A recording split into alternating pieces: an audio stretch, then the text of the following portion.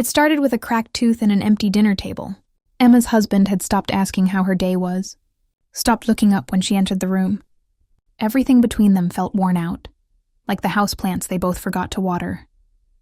The sharp pain in her molar became an excuse to do something for herself, to go somewhere she wasn't just someone's wife. Dr. Mark Davis's dental clinic was small and tucked behind a pharmacy on a quiet street. He was in his 40s, calm and soft-spoken, with warm eyes and a kind of presence that made silence feel comfortable instead of awkward. Their first appointment was routine. Questions about sensitivity, a light adjustment. But even then, she noticed how careful his hands were, how gently he held her jaw when he asked her to bite down. At her second visit, the quiet moments stretched a little longer. He asked how she was sleeping, how work was going, small talk, but it felt like more. She found herself answering in detail. She didn't mention her husband. She didn't need to.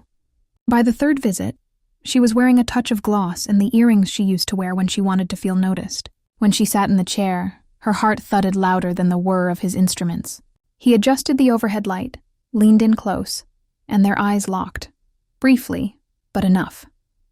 "Still sore?" he asked. She nodded. "Only when I think about it." His lips parted slightly, but he said nothing. When she turned her face slightly to the side, his hand stayed on her chin a beat too long. She didn't pull away. That was the moment everything shifted. He leaned in slowly, giving her time to say no, but she didn't. The kiss was quiet, hesitant at first, then deeper, like both had been holding their breath for weeks. Her fingers gripped the edge of the chair.